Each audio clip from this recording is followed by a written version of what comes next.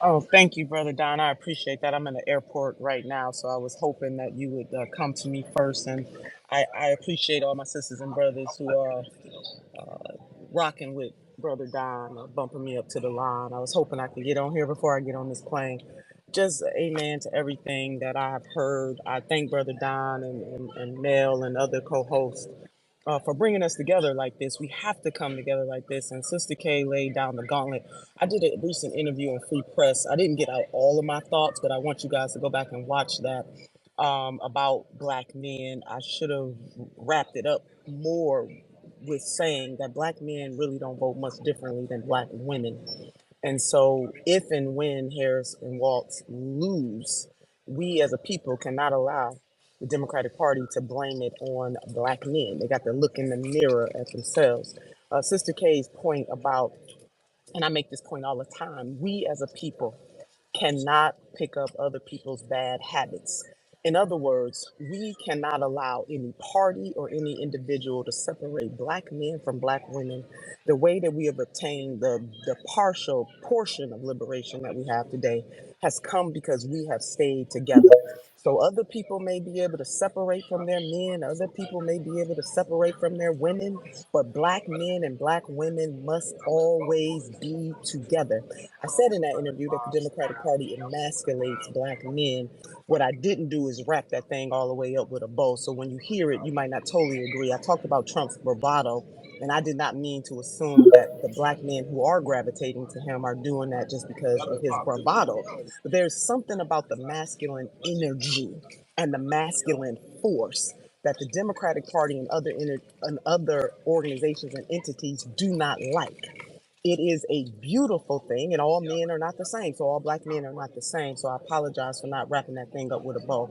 In the words of one of my friends, our dear brother Killer Mike, we must plot, plan, strategize, organize, and mobilize.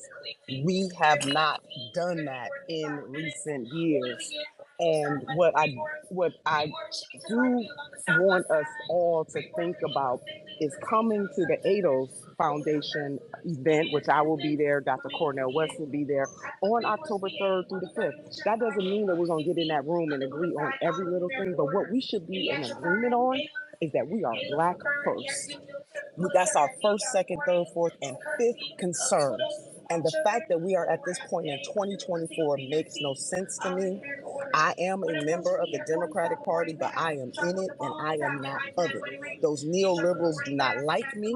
They tried to kill me when I ran for Congress because they know good and damn well that I'm going to stand up for black people. I do believe that the black liberation struggle, though, that everybody utilizes the black liberation struggle because it is a worldwide global struggle. And when black people are liberated, everybody else is liberated. My last point before I go, when Sister K talked about the Black Caucus, let me tell you something. They owned. Okay, they own just like any other caucus in there. They are bought and sold, and that's why they're not doing anything in particular for black people because the corporate interests own them, just like the corporate interests own most of the elected officials in that Congress.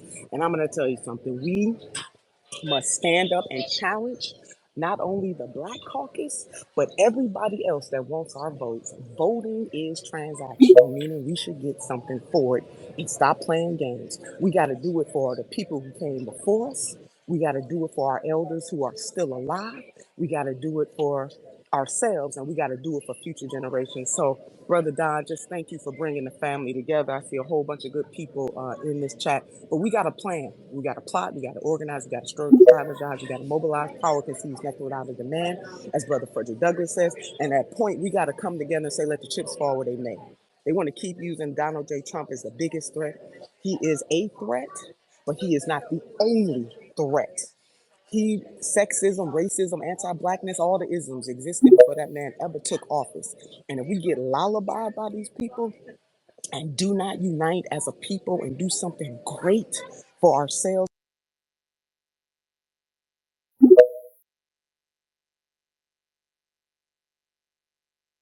call with each Y'all and still there? every one of Yeah, I them. can hear Thank her. you. She good. She good.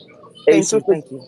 Sister Nina, thank you so much for that. And on behalf of what I'm saying, tribe and just our lineage in general, I'm just gonna be honest with you. You got a lot of love in the grassroots. So we definitely appreciate you for how you do stand up for black people, black men, in the belly of the beast. It's not easy.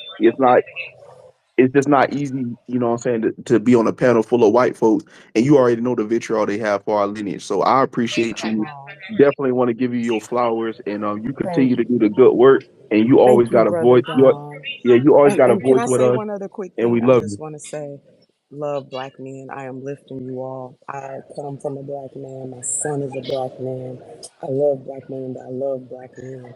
You all, we are the salt of the earth. We are the prototype. We are the originals. We are the ones that everybody wants to emulate. But I want to lift my black brothers and say that you all are everything. It doesn't make you perfect, but I want you to know how much I love you. I still have a lot to learn. I'm trying to use my cachet as best I can to lift our people because again, we are the moral consciousness of the world, and when we are lifted, everybody is lifted. So just love you brothers so very much. Hey, I appreciate